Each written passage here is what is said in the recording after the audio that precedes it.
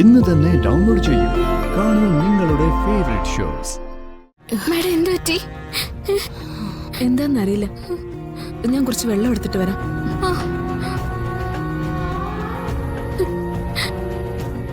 Madam, Fida madam,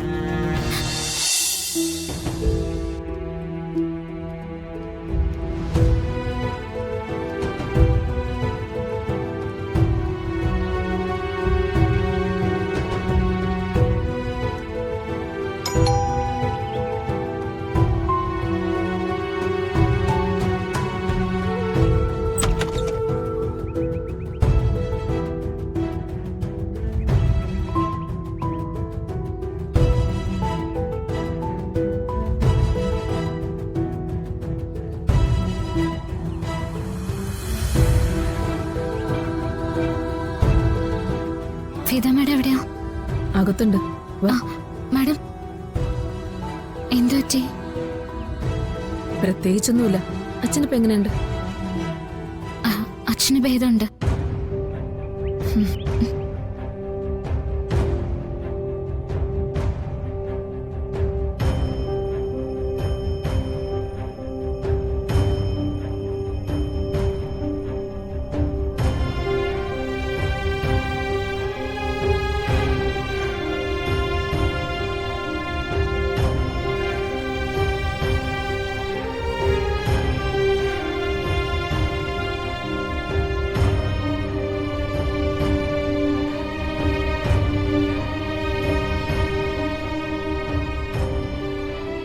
അച്ഛനടുത്തുനിന്ന് പോരാൻ മനസ്സുണ്ടായിട്ടല്ല, പക്ഷെ ഫിദമ്മയുടെ അങ്ങനെ സംസാരിച്ചപ്പോ എനിക്ക്...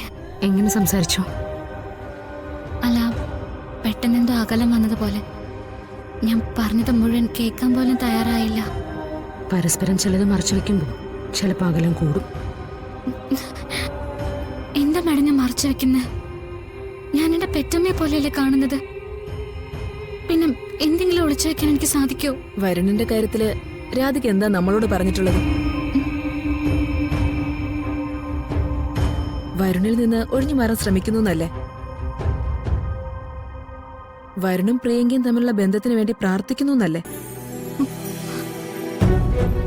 എന്നിട്ട് എന്താ യഥാർത്ഥത്തിൽ നടന്നത്? ജനസേവനത്തിനുള്ള താല്പര്യം എന്ന് പറഞ്ഞു ആശ്രമത്തിലേക്ക് പോകണമെന്ന് എന്നോട് നിർബന്ധം പിടിച്ചത്. യഥാർത്ഥത്തിൽ അതായിരുന്നു ഉദ്ദേശം.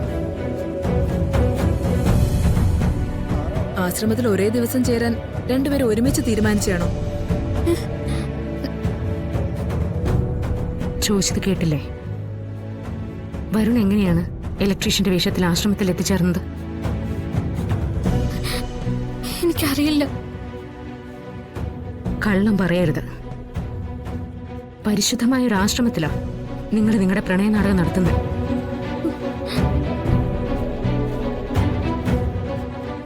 അത് എത്രമാത്രം ദ്രോഹമാണെന്ന് ചിന്തിച്ചിട്ടുണ്ടോ? മോശമായി പോയി മോളെ. ചുറ്റുമുള്ള എല്ലാവരെയും കബളിപ്പിക്കുന്നതിന് തുല്യമല്ലേ അതൊക്കെ? എന്റെ ജീവിതത്തിൽ സംഭവിച്ചതൊക്കെ ഞാൻ നിങ്ങളോട് രണ്ടുപേരോടും പറഞ്ഞിട്ടുള്ളതാ. പ്രിയയുടെയും വരുണിന്റെയും വിവാഹത്തിന് മുന്നേ എനിക്ക് വരുണിനെ ഇഷ്ടമായിരുന്നു.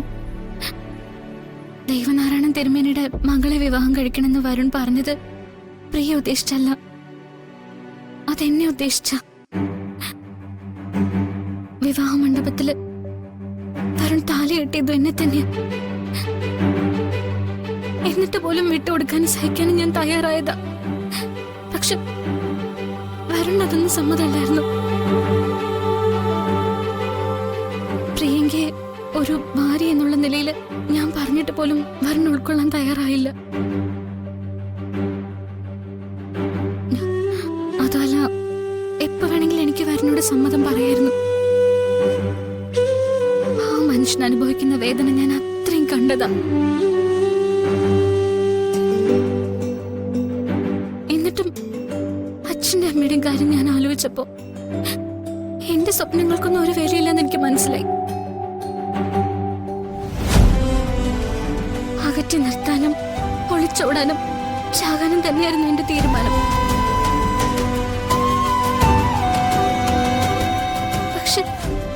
പക്ഷെ ഇപ്പോ അച്ഛനും അമ്മയും സത്യമൊക്കെ തിരിച്ചറിഞ്ഞു. ചേർക്കുന്ന അച്ഛൻ പറഞ്ഞിട്ടുണ്ട്.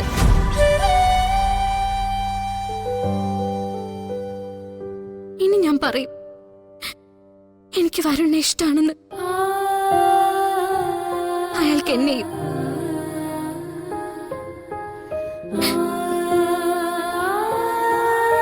വിദ്യ മാഡം, മാഡം എന്റെ അമ്മയുടെ സ്ഥാനത്താണ് ഞാൻ കളവ് പറഞ്ഞതല്ല. എന്റെ മനസ്സിൽ ഞാൻ ഇത്രയും കാലം നിലനിർത്തിയതും അത് തന്നെയാ.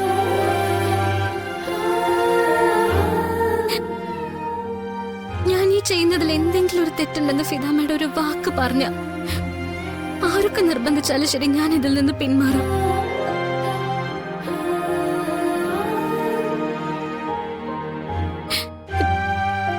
എന്റെ ഭാഗത്ത് തെറ്റുണ്ടെങ്കിൽ അമ്മയ്ക്ക് എന്നെ ശാസിക്കാം, എന്നെ അടിക്കാം. ചെയ്തോളൂ.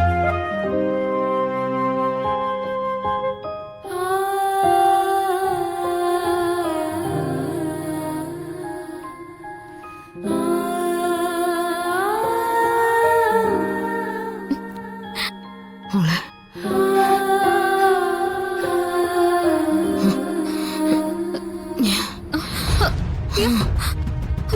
അയ്യോ, എന്താ പറ്റി ഫിദ മാഡം? എന്താ പറ്റി? മോളൊന്ന് പിടിച്ച് നമുക്ക് അവിടെ കൊണ്ട് കിടത്തും. എന്താ പറ്റി?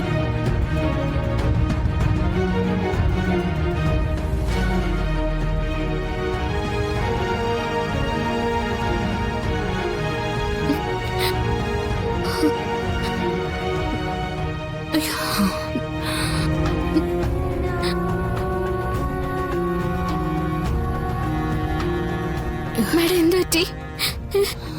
എന്താന്നറിയില്ല. ഞാൻ കുറച്ച് വെള്ളം എടുത്തിട്ട് വരാം.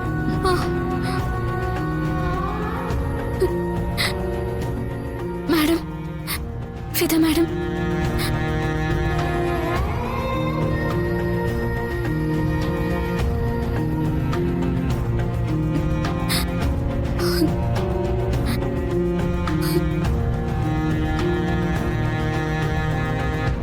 മാഡം,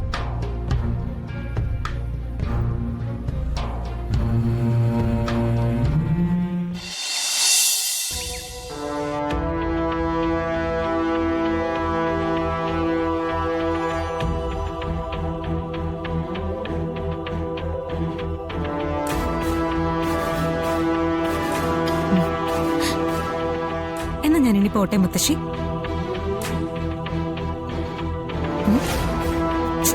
ഇതെന്താ ഇത്? ഒരു ബെസ്റ്റ് വിഷസും പറഞ്ഞ് എന്നെ യാത്ര അയക്കേണ്ടതല്ലേ?